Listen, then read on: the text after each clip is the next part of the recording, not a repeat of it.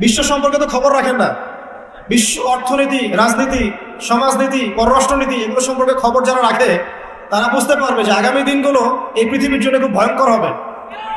তো এই যে এখন সুযোগ পাচ্ছেন, কাজে লাগান। সুযোগ পাচ্ছেন দিনের কথা শোনার, জানার, আমল করার, কাজে লাগান। কে জানে সামনের বছর এই সুযোগ নাও পেতে পারেন। কেউ গ্যারান্টি দিতে পারবে? পারবে না। কে জানে যে সামনের বছর ভয়াবহ দুর্ভিক্ষ নেমে আসে কিনা। 2026 সাল পর্যন্ত একটা রেড লাইন চলছে সারা বিশ্বে। IMF থেকে শুরু করে ওয়ার্ল্ড ব্যাংকের বড় বড় নেতা এবং ইউনাইটেড নেশনসের বড় বড় নেতারা বলছে যে আগামী 2023 থেকে 26 পর্যন্ত সারা বিশ্বে একটা ভয়াবহ খাদ্য সংকট দেখা দিতে পারে। এটা অনেক আগেই নবী সাল্লাল্লাহু আলাইহি ওয়াসাল্লামের হাদিস থেকে প্রমাণ হয়। তো ওদের এই ভবিষ্যৎবাণীর পিছনেও কিন্তু তাদেরই ভূমিকা আছে। সারা বিশ্বে এই খাদ্য সংকটের পিছনে ওদেরই ভূমিকা সবচেয়ে বেশি। তারা পরিকল্পিতভাবে এই মানব জাতিকে ধ্বংসের দিকে ঠেলে দিচ্ছে। সামনে অপেক্ষা করছে নিউক্লিয়ার যুদ্ধ, পারমাণবিক যুদ্ধ। একটা সামান্য ছোট যুদ্ধ ইউক্রেন রাশিয়া, এই যুদ্ধের ফলে গ্যাসের দাম বেড়ে যায়, তেলের দাম বেড়ে যায়, সাপ্লাই, আমদানি রপ্তানি বন্ধ হয়ে যায়। আর যদি এই যুদ্ধ বিভিন্ন দেশের মধ্যে ছড়িয়ে পড়ে, কি হবে পৃথিবীর অবস্থা চিন্তা করেছেন? আমাদের মতো স্বল্পোন্নত দেশ, উন্নয়নশীল দেশগুলোর কি হবে চিন্তা করেছেন? এই যে সুযোগটা পাচ্ছি আমরা, আজকে বেঁচে আছেন, দিনের কথা শুনতে পারছেন, একটু কষ্ট স্বীকার করে শোনেন। আগামী দিনের কি ভরসা, নাও তো পেতে পারেন, হতে পারে না? তবে একটা বিষয় আপনাদেরকে আশ্বস্ত করতে চাই, দুনিয়ার অবস্থা যতই খারাপ হোক না কেন, চতুর্মুখে যত ফিতনায় আসুক না কেন, এই সমস্ত ফিতনা এবং এই দুর্যোগের ঘটার পরে ইনশাআল্লাহ তাআলা অচিরেই সারা বিশ্বে ইসলামের সূর্য উঠবে ইনশাআল্লাহ। বিশ্বাস করছেন না? আল্লাহ রাব্বুল আলামিনের ওয়াদা এটা, এবং নবী সাল্লাল্লাহু আলাইহি ওয়াসাল্লামের পবিত্র জবানের ভবিষ্যৎবাণী এটা, যে এই সভ্যতা শুরু হয়েছিল নবী দ্বারা, শেষও হবে একজন নবীর হাতে, তার নাম ঈসা ইবনে মারইয়াম, ঈসা আলাইহিস সালাম। এবং পৃথিবী ধ্বংস হবে না ইনশাআল্লাহ তাআলা যতক্ষণ পর্যন্ত না মুসলিমরা, তার আগ পর্যন্ত কিয়ামত হবে না ইনশাআল্লাহ। অতএব সামনের সময়গুলো যত কঠিন হোক, তারপরে একটা সূর্যোদয় আপনারা দেখবেন ইনশাআল্লাহ তাআলা। আমরা দোয়া করি আল্লাহ পাক সেদিন পর্যন্ত আমাদেরকে জীবিত রাখুন, আমিন। প্রিয় ভাইরা, একটা গুরুত্বপূর্ণ বিষয় নিয়ে কথা বলতে চাই। সেটা হলো, আমরা ইমানের কথা শুনেছি, ইমানের অনেক বয়ান শুনেছি, আকীদার বয়ান শুনেছি, আমরা শিরকের বয়ান শুনেছি, বেদাতের বয়ান শুনেছি, হারাম হালালের বয়ান শুনেছি, আখিরুজ্জামান বয়ান শুনেছি, আলহামদুলিল্লাহ। কিন্তু একটা বিষয় আমাদের মধ্যে খুব সমস্যা দেখা যাচ্ছে, সেটা হলো ইস্তেকামা, মানে ইসলামের উপরে, ইমানের উপরে, আমলের উপরে সুদৃঢ় থাকা কষ্টকর হচ্ছে না? আমরা হয়তো নামাজ পড়ছি, আবার পা পিছলে পড়ে যাচ্ছি। আমরা হয়তো আল্লাহর রাস্তায় সময় দিচ্ছি, দিনের কাজ করছি, আবার হঠাৎ পাপ করে ফেলছি। আমরা 2 দিন, 3 দিন, 4 মাস, 1 মাস খুব ভালো দিনের কাজ করছি, হঠাৎ করে আবার পা পিছলে পড়ে যাচ্ছি, স্লো হয়ে যাচ্ছি। এই যে দৃঢ়তার অভাব, ইমান, আকীদা, আমলের উপর ইস্তেকামা বা দৃঢ়তার যে অভাব, এই বিষয়টা নিয়ে আজকে ইনশাআল্লাহ তাআলা খুব সংক্ষিপ্ত পরিসরে কথা বলার চেষ্টা করবো ইনশাআল্লাহ। ওয়া মা তাওফীকি ইল্লা বিল্লাহ, আলাইহি তাওয়াক্কালতু ওয়া ইলাইহি উনীব। একবার দোয়া করি আমরা, রব্বি ইশরাহ লি সাদরি ওয়া ইয়াসসির লি আমরি ওয়াহলুল উকদাতাম মিন লিসানি ইয়াফকাহু কওলি, আল্লাহুম্মা ফাক্কিহনা ফিদ-দীন ওয়া আল্লিমনা তা'ওয়ীল। আল্লাহ রাব্বুল আলামিন সর্বপ্রথম আদম আলাইহিস সালামকে সৃষ্টি করেছেন। কি হিসেবে সৃষ্টি করেছেন? আল্লাহ পাক বলছেন, ওয়া ইয কুলনা লিল মালাইকাতি ইসজুদু লি আদম, যখন আমি ফেরেশতাদেরকে বললাম যে তোমরা আদমকে সিজদা করো, ফাসাজাদু, সবাই আদমকে সিজদা করলো, ইল্লা ইবলিস, ইবলিস সিজদা করলো না। আবা ওয়াস্তাকবার, ইবলিস অহংকার করলো, উদ্ধত হলো। আবা ওয়াস্তাকবার, ইবলিস অহংকার করলো, উদ্ধত হলো, এবং সে কাফেরদের অন্তর্ভুক্ত হয়ে গেল। আপনাকে প্রশ্ন করছি যে আদম আলাইহিস সালামকে আল্লাহ পাক যে সিজদা করালেন ফেরেশতাদেরকে দিয়ে, কিসের কারণে? শারীরিক শক্তির কারণে না অন্য কোনো কারণে? বলেন। জ্ঞানের কারণে। মাশাআল্লাহ, আল্লাহ পাক আদম আলাইহিস সালামকে সমস্ত জ্ঞান শিক্ষা দিয়েছেন। ওয়া আল্লামা আদামাল আসমাআ কুল্লাহা, আল্লাহ পাক আদম আলাইহিস সালামকে সমস্ত নাম শিক্ষা দিয়েছেন। মহাবিশ্বের যত জ্ঞান আছে, যে জ্ঞানগুলো আল্লাহ পাক শিক্ষা দিতে চান, এই জ্ঞানগুলো আল্লাহ পাক শিক্ষা দিয়েছেন কাকে? আদম আলাইহিস সালাম, যে জ্ঞান ফেরেশতাদেরও ছিল না। এই জ্ঞানের শ্রেষ্ঠত্বের কারণে আল্লাহ রাব্বুল আলামিন আদম আলাইহিস সালামকে সিজদা করিয়েছেন ফেরেশতাদেরকে দিয়ে। আমার কথা কি বুঝতে পারছেন? তাহলে আদম সন্তান হিসেবে আমাদের প্রথম কর্তব্য কি? জ্ঞান অর্জন করা। আদম সন্তান হিসেবে আমাদের প্রথম কর্তব্য কি? জ্ঞান অর্জন করা। এই কারণেই নবী সাল্লাল্লাহু আলাইহি ওয়াসাল্লামের উপরে প্রথম যে ওহীটা এসেছে, এটা ছিল জ্ঞান কেন্দ্রিক। ইকরা বিসমি রাব্বিকাল্লাযী খালাক, পড়ুন আপনি সেই মহান রবের নামে যিনি আপনাকে সৃষ্টি করেছেন। তো এখান থেকে আমরা বুঝতে পারছি যে আদম সন্তান আমরা যারা আছি, বিশেষ করে উম্মতে মুহাম্মাদী আমরা যারা বেঁচে আছি, আমাদের প্রথম দায়িত্ব হচ্ছে কি? জ্ঞান অর্জন করা। এই জ্ঞান অর্জন করলে পরে আপনি ইস্তেকামা পাবেন বা আল্লাহর রাস্তায় ঈমানের উপরে দৃঢ় থাকার তৌফিক পাবেন ইনশাআল্লাহ। বলেন সুবহানাল্লাহ। জ্ঞান অর্জন করলে পরে আপনি আল্লাহর রাস্তায় ইস্তেকামা পাবেন, সুদৃঢ় থাকার শক্তি পাবেন ইনশাআল্লাহ। সাউন্ডটা ডিস্টার্ব করছে।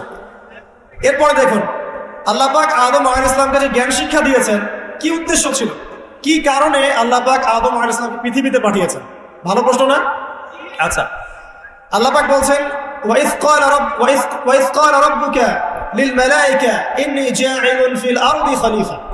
স্মরণ করো নবী মুহাম্মদ সাল্লাল্লাহু আলাইহি ওয়াসাল্লাম সেই সময় কথা যখন আল্লাহ পাক ফেরেশতাদেরকে ডাকলেন, ডেকে বললেন যে আমি পৃথিবীতে আমার খলিফা পাঠাতে চাই। কি পাঠাতে চাই? খলিফা। এখন ভালো প্রশ্ন একটা, যে খলিফা কাকে বলে? আল্লাহ পাক আদম আলাইহিস সালামকে পৃথিবীতে পাঠিয়েছেন আল্লাহর খলিফা করে। আল্লাহ কি করে? খলিফা করে। আল্লাহ সুবহানাহু ওয়া তাআলা আদম আলাইহিস সালামকে পৃথিবীতে কি হিসেবে পাঠিয়েছেন ভাই? খলিফা হিসেবে। আমরা বলছিলাম যে খলিফা কাকে বলে? খলিফা কাকে বলে এটা আমাদের প্রশ্ন ছিল আপনাদের উদ্দেশ্যে। আপনারাই বলেন, আল্লাহর খলিফা কাকে বলে? আল্লাহর প্রতিনিধি। মাশাআল্লাহ। পৃথিবীতে যে ব্যক্তি আল্লাহ পাকের বিধিবিধানগুলো মেনে চলে সে আল্লাহর খলিফা কিনা? আর দুনিয়াতে যে ব্যক্তি আল্লাহর বিধিবিধান মেনে চলে না সে কি আল্লাহর খলিফা? সে কার খলিফা? শয়তানের খলিফা। বুঝতে পারছেন?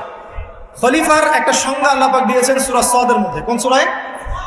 সূরা সাদ। আল্লাহ পাক বলছেন, একটা কথা বলে রাখি যে আল্লাহ পাক আদম আলাইহিস সালাম ছাড়াও আরো একজন নবীকে কিন্তু খলিফা বলেছেন। সেই নবীর নাম কি? দাউদ আলাইহিস সালাম। মাশাআল্লাহ।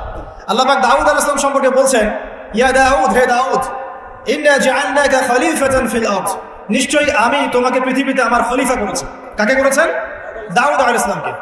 আপনার কাজ কি? ফাহকুম বাইনান নাসি বিল হক, দাউদ তোমার কাজ হচ্ছে মানুষের মাঝে হকের মানদণ্ডে বিচার ফয়সালা করবে। মানুষের মাঝে হকের মানদণ্ডে বিচার ফয়সালা করবে। ফাহকুম বাইনান নাসি বিল হক ওয়ালা তাত্তাবিউল হাওয়া, এবং তোমার মন গড়া প্রবৃত্তির অনুসরণ করবে না। ঠিক আছে?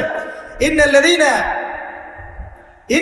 ইউদিল্লুনা আন সাবিলিল্লাহ লাহুম আযাবুন শাদীদ বিমা নাসু ইয়াওমাল হিসাব। আল্লাহ পাক বলছেন, হে দাউদ, আমি তোমাকে পৃথিবীতে আমার খলিফা করেছি, তোমার কাজ হচ্ছে মানুষের মাঝে হকের মানদণ্ডে বিচার ফয়সালা করা এবং প্রবৃত্তির অনুসরণ তুমি করো না। নিশ্চয়ই যারা প্রবৃত্তির অনুসরণ করেছে তারা আল্লাহ পাকের সরল পথ থেকে বিচ্যুত হয়ে গেছে। আর যারা আল্লাহ পাকের সরল পথ থেকে বিচ্যুত হয়ে যাবে তাদের জন্য কিয়ামতের মাঠে যন্ত্রণাদায়ক শাস্তি অপেক্ষা করছে। ঠিক আছে? এখন এখানে দেখেন, আল্লাহ পাক দাউদ আলাইহিস সালামকেও খলিফা বলেছেন এবং আদম আলাইহিস সালামকেও খলিফা বলেছেন। তো এই দুইজনের দায়িত্ব কি? পৃথিবীতে এসে আল্লাহ পাকের বিধিবিধান মেনে চলা এবং মানুষের মাঝে আল্লাহর বিধান অনুযায়ী ফয়সালা করা। এই হলো খলিফার কাজ। যদি এখন পৃথিবীতে এসে আমরা আল্লাহর বিধানের পরোয়া না করি এবং আল্লাহর বিধান দ্বারা আমরা মানুষের মাঝে বিচার ফয়সালা না করি, আমরা আর আল্লাহর খলিফা থাকছি না। কথা ঠিক আছে? এখন আদম আলাইহিস সালামকে পরীক্ষা করা হলো, তাকে জ্ঞান শিক্ষা দেওয়া হলো, তার বুকের বাত পাঁজরের হাট থেকে তার স্ত্রীকে সৃষ্টি করা হয়েছে, জান্নাতে রাখা হয়েছে। জান্নাতে রেখে দেওয়ার পরে আল্লাহ পাক ফেরেশতাদেরকে দিয়ে আগে সেজদাও করিয়েছেন। একজন সেজদা করে নাই, তার নাম কি? ইবলিস।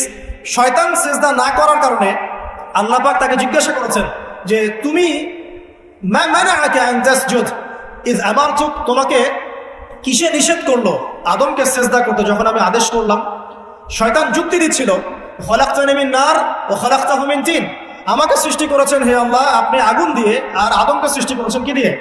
মাটি দিয়ে। তো আমি আগুনের তৈরি, আদম মাটির তৈরি, আমি আদমের চাইতে বেশি সুপিরিয়র। এটা যুক্তি ছিল কার? শয়তানের। মানে শয়তান বোঝাতে চাচ্ছে যে আল্লাহ আপনি যে আমাকে বলছেন যে আদমকে সেজদা করো, আদম তো মাটির তৈরি, আমি তো আগুনের তৈরি, তাহলে আমি কেন ওকে সেজদা করবো? বরং আপনি ভুল বলছেন। শয়তানের বক্তব্যটা এমন যে আপনার বক্তব্য ভুল, হে আল্লাহ আমি ঠিক, নাউজুবিল্লাহ। এই অহংকার করার কারণে, আল্লাহ পাকের বিধানটাকে অমান্য করার কারণে আল্লাহ রাব্বুল আলামিন তাকে চিরস্থায়ী কি করলেন? জাহান্নামে করলেন। এখন আদমকে পথভ্রষ্ট করার জন্য আলাইহিস সালাম শয়তান কিন্তু চ্যালেঞ্জও করেছিল, করে নাই? শয়তান চ্যালেঞ্জ করছে। কি চ্যালেঞ্জ করছে? যে ইয়া রাব্বি আনজিরনি ইলা ইয়াউমি ইউবআসুন, হে আল্লাহ আমাকে কিয়ামত দিবস পর্যন্ত সময় দেন, হায়াত দেন। ফাবিমা আগওয়াইতানি, যে আদমের কারণে আপনি আমাকে আজকে তাড়িয়ে দিলেন জান্নাত থেকে, লাআকুদান্না লাহুম সিরাতাকাল মুস্তাকিম, আমি সেই আদমের সরল পথে ওত পেতে বসে থাকব। এটা কার চ্যালেঞ্জ? আলোচনা খুব ভালো করে বোঝেন, এটা কার চ্যালেঞ্জ?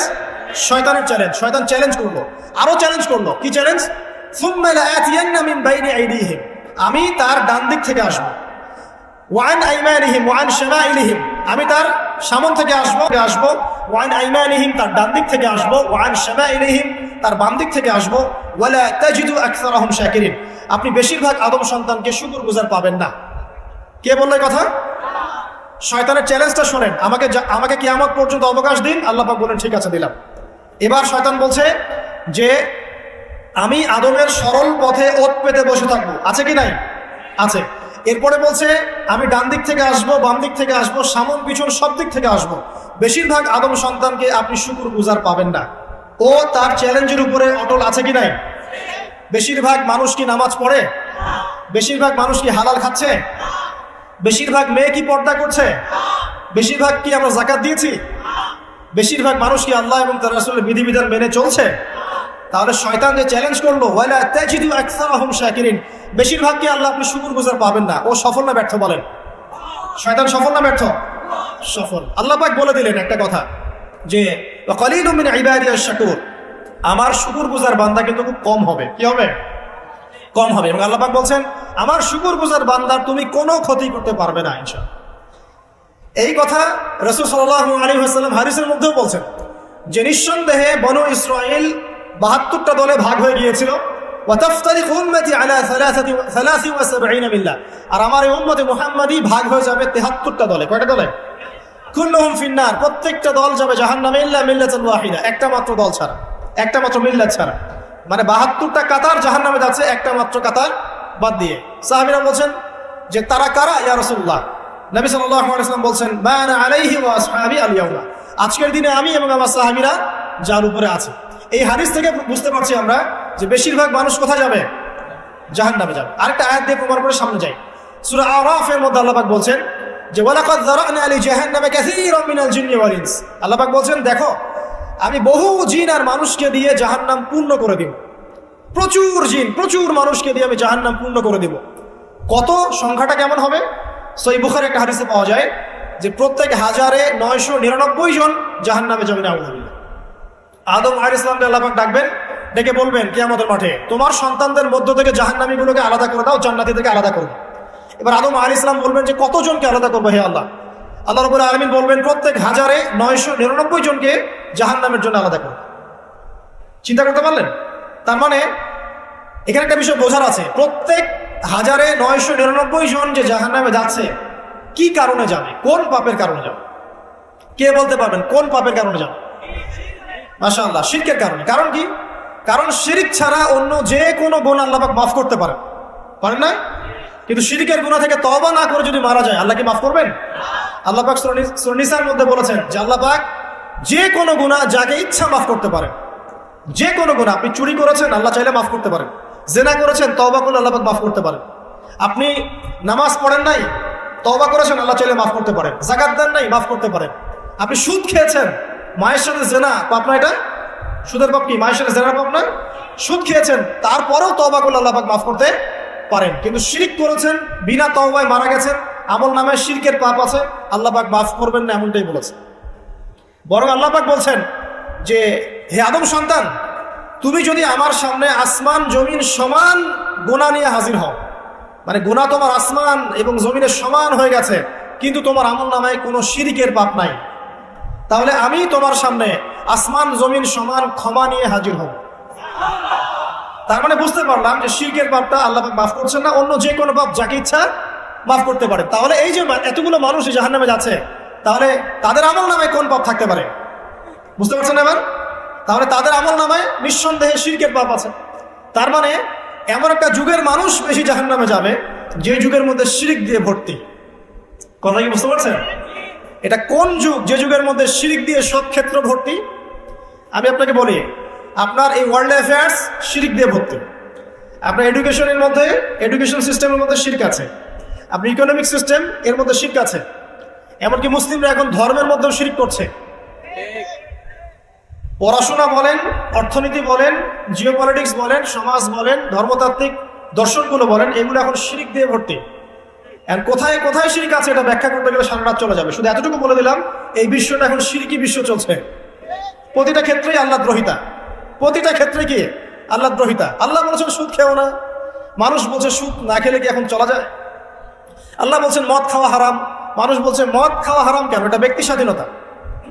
আল্লাহ বলছেন সমকামিতা মহাপাপ, মানুষ বলছে এখন সমকামিতাও চলে। আল্লাহ বলছেন পর্দা করতে হবে ফরজ, এখন বলছে না ব্লাউজ ছাড়াই শাড়ি পরতে হবে। মানে এই যুগটা হচ্ছে আল্লাহ দ্রোহিতার যুগ। আল্লাহ বলছেন ইকরা বিসমি রাব্বিকাল্লাযী খালাক, তুমি সেই জ্ঞান অর্জন করো যা তোমাকে আল্লাহ পর্যন্ত পৌঁছাবে। এখন আমরা সারা জীবন পড়াশোনা করছি, আল্লাহ খোদার নাম নাই।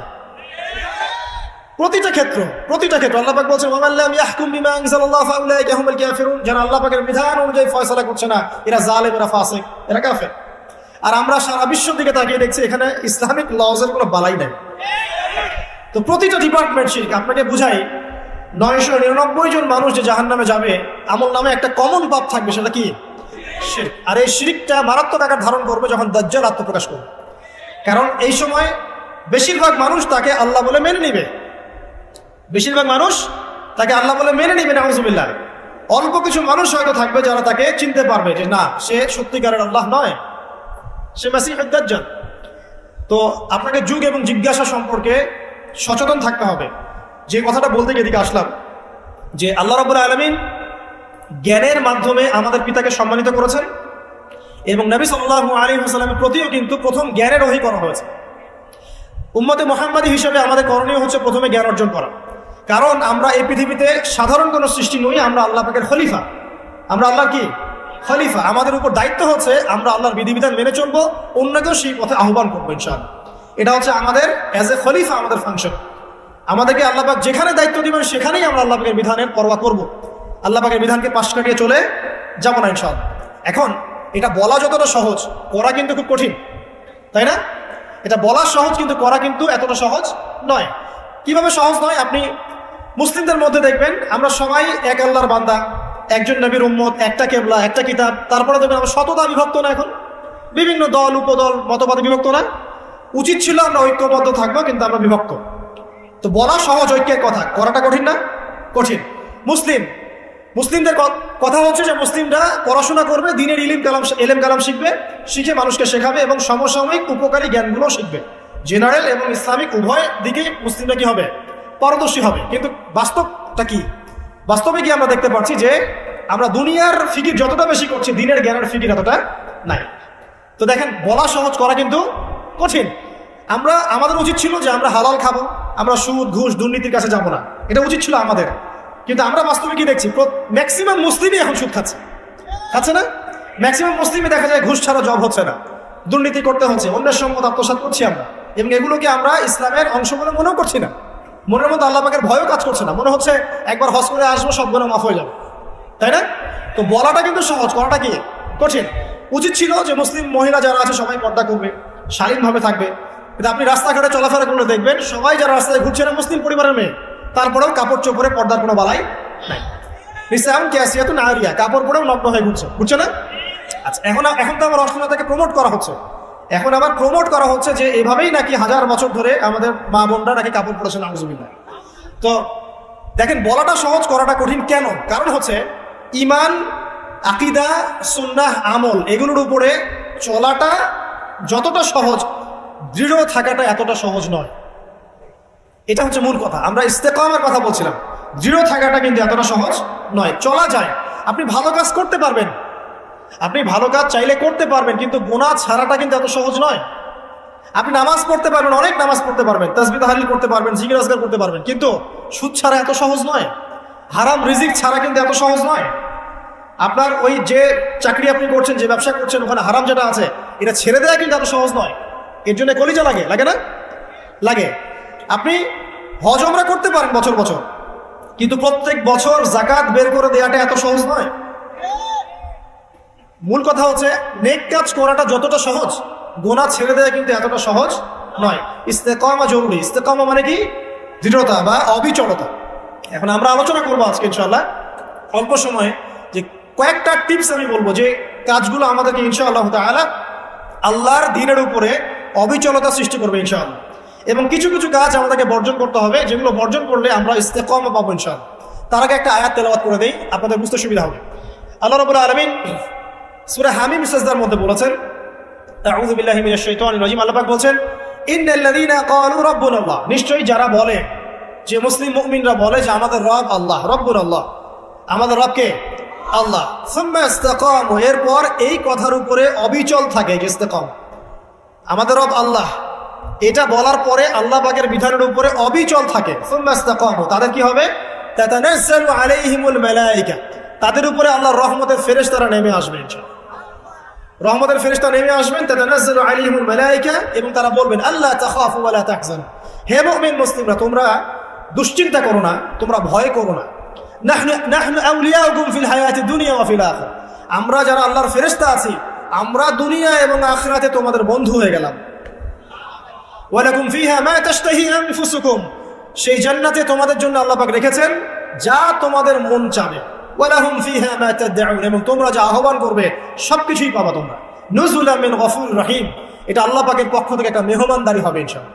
তাহলে ইস্তেকামার ফজিলত পেয়ে গেলাম। যদি আমরা ইস্তেকামা বজায় রাখতে পারি, আল্লাহর দ্বীনের উপর অটল থাকতে পারি, তাহলে আল্লাহর রহমতের ফেরেশতারা আমাদের সাথে চলাফেরা করবে ইনশাআল্লাহ। দুনিয়াতেও তারা আমাদের সাথী হবে, মৃত্যুর পর পরকালেও সাথী হবে ইনশাআল্লাহ। আল্লাহ পাক আমাদেরকে জান্নাত দিবেন, যেই জান্নাতে আপনি যা ইচ্ছা তাই পাবেন ইনশাআল্লাহ আযজা ওয়া জাল। তো এটা তো বললাম, কাজটা তো কঠিন। কি কি কাজ করলে আপনি ইস্তেকামা পাবেন? এক নাম্বার, পয়েন্ট নাম্বার 1, সেটা হলো কায়েমন বাক্যে আল্লাহ পাকের কাছে দোয়া করে, ভিক্ষা চেয়ে, দৃঢ়তা চেয়ে নিতে হবে। কায়েমন বাক্যে আল্লাহর কাছে দোয়া করে, তওবা করে, ইস্তেগফার করে ইস্তেকামা দৃঢ়তা চাইতে হবে, দোয়া করতে হবে। এই দোয়াটার সবচেয়ে সেরা দোয়া কোনটা? যেটা আমরা নামাজে করি। কি বলি? ইহদিনাস সিরাতাল মুস্তাকিম সিরাতাল্লাযীনা আন'আমতা আলাইহিম গায়রিল মাগদুবি আলাইহিম ওয়ালাদ-দাল্লিন। আল্লাহ আমাদেরকে সরল পথ প্রদর্শন করুন, একদম সোজা রাস্তা। কোন পথ? যে পথে আপনি পরিচালিত করেছেন কাদেরকে?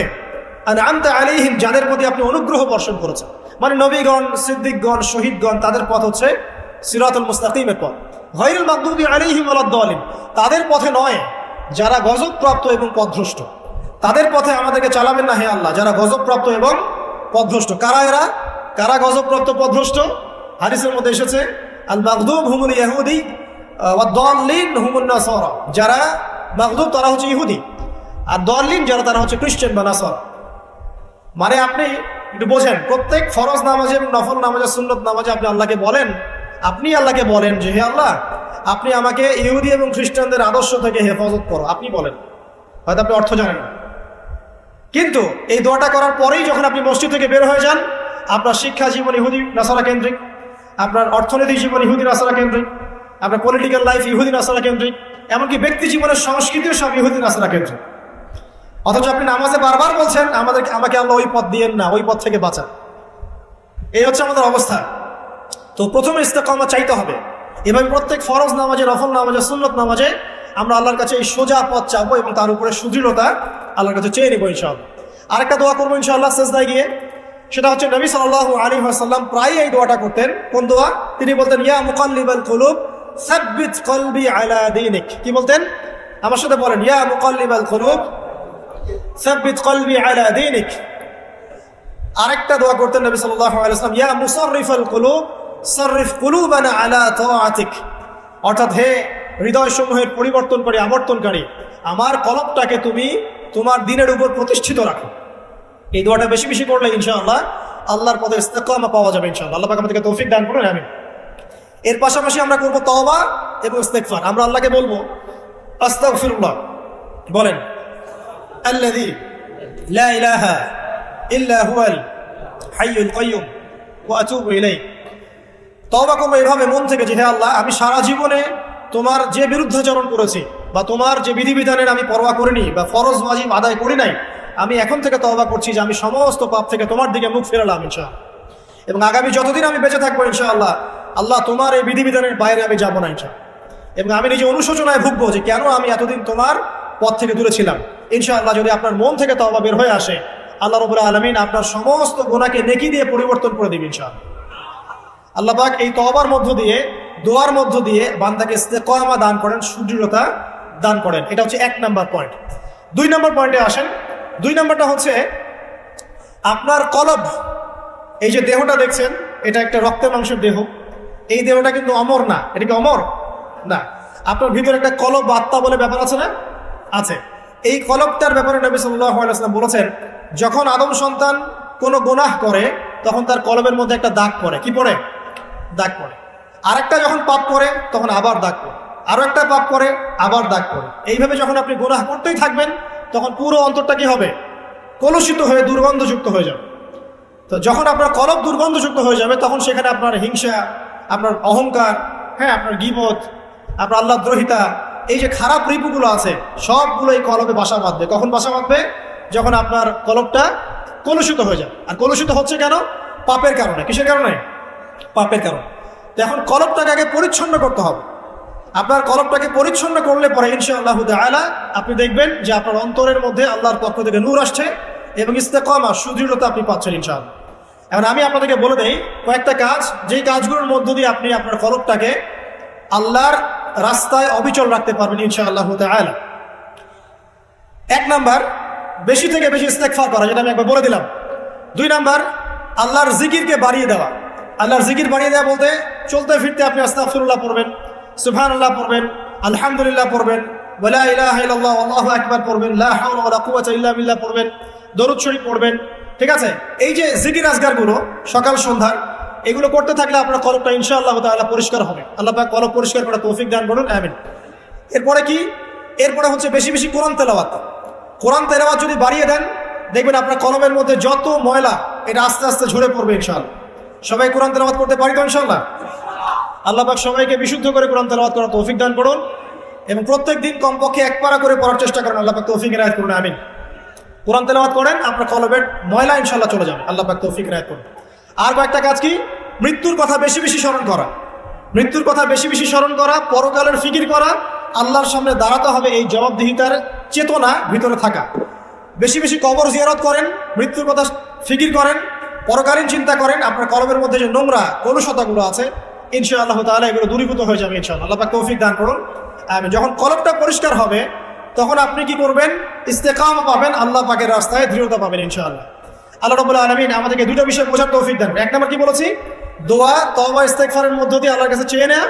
তারপর নিজের কলবটাকে কি করা? পরিচ্ছন্ন করা। তারপরে কি? তারপরে হচ্ছে হ্যাঁ, কোরআন তেলাওয়াত।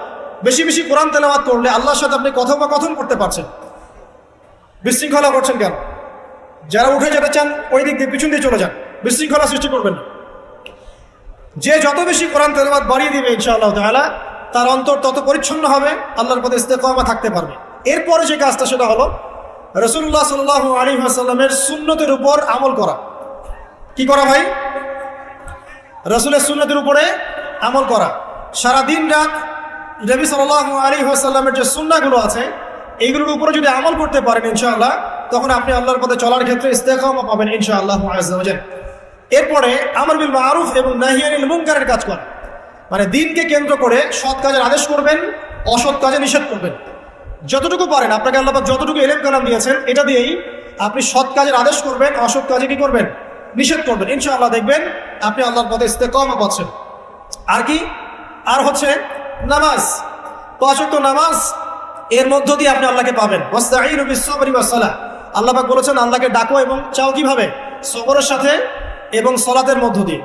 যত নামাজ বাড়িয়ে দিবেন, জামাতে পাবন্দি করবেন, নফল বাড়িয়ে দিবেন, সুন্নত বাড়িয়ে দিবেন, আল্লাহ পাক ইনশাআল্লাহ আপনাকে দ্বীনের পথে চলার ক্ষেত্রে ইস্তেকামা দান করবেন ইনশাআল্লাহ। আরেকটা বিষয় বলে সামনের দিকে যাই, সেটা হলো দ্বীনের ইলম অর্জন এবং প্রচার প্রসার। আপনি যত বেশি দ্বীনের জ্ঞান অর্জন করবেন এবং প্রচার প্রসার ঘটাবেন ইনশাআল্লাহ তাআলা আপনার কলবের মধ্যে ইসলামের প্রতি ইস্তেকামা আসবে ইনশাআল্লাহ। এখন কয়েকটা বিষয় বলে শেষ করি যে কি কি কাজ করলে আপনি, কি কি কাজ না করলে আপনি ইস্তেকামা পাচ্ছেন। তার মধ্যে প্রথমটা হচ্ছে শিরক না করা। যদি আপনি শিরক করেন ইস্তেকামা পাবেন না। যদি আপনার আমল নামায় শিরকের পাপ থাকে আপনি ইস্তেকামা অর্জন করতে পারবেন না। আর আমরা বারবার বলেছি যে মুসলিমরা এখন কথায় শিরক করছে, কাজে শিরক করছে এবং মুসলিমরা এখন আকীদার মধ্যেও শিরক করছে। কথায়, কাজ এবং আকীদার শিরকের এই ক্লাসিফিকেশনগুলো জানতে হলে কিতাবুত তাওহীদ নামে একটা বই আছে, এই বইটা পড়লে ইনশাআল্লাহ জানতে পারবেন। আল্লাহ পাক তৌফিক ইনায়াত করুন, আমিন। শিরিক করা যাবে না, ইস্তেকামা পেতে হলে শিরিক করা যাবে না। তারপরে কি করা যাবে না? বেদাত। নবী সাল্লাল্লাহু আলাইহি ওয়াসাল্লামের সুন্নতের মধ্যে কোনো প্রকার বেদাতের সংযোজন ঢোকানো যাবে না। যদি বেদাতি আমল করতে থাকেন আপনি আল্লাহর পথে ইস্তেকামা পাবেন না। 2, 3 হচ্ছে হারাম রিজিক। যদি আপনি হারাম রিজিকে অভ্যস্ত থাকেন বা লিপ্ত থাকেন, এই রিজিক দিয়ে আপনার যে দেহ এবং আত্মাটা গঠিত হবে, এই দেহ আত্মা মন নিয়ে আপনি আল্লাহর পথে ইস্তেকামা পাবেন না। অতএব রিজিকের ক্ষেত্রে সচেতন হন। আল্লাহ রাব্বুল আলামিনের ওয়াস্তে সমস্ত হারাম রিজিককে ত্যাগ করে তওবা করে ফিরে আসেন, হালালে সন্তুষ্ট থাকেন, অল্পে তুষ্ট থাকেন, ইনশাআল্লাহ আল্লাহ পাক আপনার অল্প আমলকেই জান্নাতের ওসিলা বানিয়ে দেবে ইনশাআল্লাহ। 3 নাম্বার বললাম হারাম রিজিক থেকে দূরে থাকা। 4 নাম্বার প্রবৃত্তির অনুসরণ না করা। প্রবৃত্তি মানে মন যা চায় তা করা। মন যা চায় তা করা যাবে না, বরং আল্লাহ এবং তার রাসূল যা বলেছেন তাই করতে হবে। এই পৃথিবীতে মানুষ হিসেবে আমরা কেউই স্বাধীন নই। আমরা যে স্বাধীনতার কথা বলি না, ব্যক্তিগতভাবে ব্যক্তি হিসেবে কোনো মানুষ স্বাধীন নয়। সবাই আল্লাহ পাকের দাসত্বের অধীনে পরাধীন। তো যখন আপনি নিজের নফসের তাবেদারি করছেন, প্রবৃত্তির অনুসরণ করছেন, তার মানে আপনি স্বাধীনতার ভাব দেখাচ্ছেন। এর মধ্য দিয়ে আপনি শয়তানের দাসত্ব করছেন। এটা আপনাকে আল্লাহর পথে ইস্তেকামা দিবে না। মূল বিষয়টা হচ্ছে আল্লাহ পাকের দাসত্ব করলে পরে আল্লাহর পথে ইস্তেকামা আসে, নফসের প্রবৃত্তির অনুসরণ করলে পরে আপনার আল্লাহর পথে ইস্তেকামা আসবে না। প্রবৃত্তি বলছে নামাজ পড়ার দরকার নাই, আজান হচ্ছে শুয়ে থাকেন। প্রবৃত্তি বলছে যে মাপে একটু কম দিলে কোনো সমস্যা নাই। আপনার প্রবৃত্তি বলছে সবাই তো সুদ খায়, আমি খেলে কি সমস্যা। আর প্রবৃত্তি বলছে যে ওই সম্পদ এতটুকু নেওয়াই যায়, আত্মসাৎ করাই যায়। ঠিক আছে? তো এই যে প্রবৃত্তির কথাগুলো, প্রবৃত্তি বলছে পর্দা করার দরকার নাই, ফ্যাশন করে চলবো। প্রবৃত্তি বলছে আমরা টিকটক করি। প্রবৃত্তি বলছে আমরা ফ্রি মিক্সিং করি। হ্যাঁ, আমার এই যে বয়ফ্রেন্ড গার্লফ্রেন্ডের সাথে ঘুরে বেড়াই। প্রবৃত্তি বলছে এগুলো। তো প্রবৃত্তির অনুসরণ করলে পরে আপনি আল্লাহর পথে ইস্তেকামা পাবেন না। আর কি? আর হচ্ছে দিনের জ্ঞানের অজ্ঞতা। দিনের ক্ষেত্রে জ্ঞানের অজ্ঞতা থাকলে আপনি আল্লাহর পথে ইস্তেকামা পাচ্ছেন না। আরেকটা বড় বিষয় আছে, সেটা হলো যে আল্লাহ পাকের দিনটাকে মহব্বত না করা, আল্লাহর দিনকে মহব্বত না করা এবং দিনটাকে এগিয়ে নেওয়ার ফিকির যাদের মধ্যে নাই, তারা আল্লাহ পাকের রাস্তায় ইস্তেকামা পাবে না। এরকম আর অনেকগুলো কারণ আছে যেগুলো আমাদের আল্লাহর পথে চলার ক্ষেত্রে দৃঢ়তার পথে বাধা সৃষ্টি করে। এখন সর্বশেষ যে জায়গাটাতে আমি শেষ করতে চাই সেটা হলো, দেখুন, ইস্তেকামা অর্জন করলে পরে আমরা জান্নাত পাবো এবং ঈমানের উপর দৃঢ়তা পাবো। যদি না করতে পারি তাহলে আমরা আল্লাহর পথ থেকে ছিটকে চলে যাব। এখন আমরা যে আল্লাহ পাকের খলিফা হয়ে পৃথিবীতে এসেছি, আল্লাহ পাক যে আমাদেরকে কিছু দায়িত্ব দিয়ে পাঠিয়েছেন, এই দায়িত্বের ফিকির যাদের মধ্যে নাই, তারা কি আল্লাহর পথে দৃঢ়তা অর্জন করতে পারবে? পারবে না। এখন এই দায়িত্বগুলো কি কি দায়িত্ব পালন করলে পরে আমরা আল্লাহর কাছে সম্মানিত হব এবং আল্লাহর দিনে দৃঢ়তাও পাবো, ইস্তেকামাও পাবো এবং ইনশাআল্লাহ তাআলা পরকালে জান্নাতও পাবো। অল্প কথা শেষ করছি, একটু ধৈর্য ধরেন। 1 নাম্বার, দেখুন, আপনাকে দায়িত্ব কি দেওয়া হয়েছে? আপনাকে দায়িত্ব দেওয়া হয়েছে যে আপনার পিতা আদম আলাইহিস সালামকে আল্লাহ পাক যে জ্ঞানগুলো শিক্ষা দিয়েছেন সেই জ্ঞান আপনাকে শিখতে হবে। এটা প্রথম কাজ। জ্ঞান শিখতে রাজি আছি তো ইনশাআল্লাহ? আচ্ছা।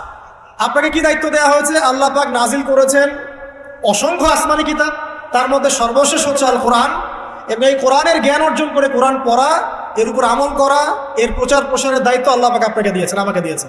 এই দায়িত্ব পালন না করলে প্রকৃত মুসলিম হওয়া যাবে না। জ্ঞান অর্জন করা, কোরআনের জ্ঞান অর্জন করে এটা প্রচার প্রসার করা। আল্লাহ পাক আপনাকে দায়িত্ব দিয়েছেন কি? নবী সাল্লাল্লাহু আলাইহি ওয়াসাল্লামের রেখে যাওয়া যে দিন, এই দিনটাকে আল্লাহর জমিনে প্রচার করে এগিয়ে নেওয়া। এই দায়িত্ব পালন না করলে কি আমরা প্রকৃত মুসলিম হতে পারবো না।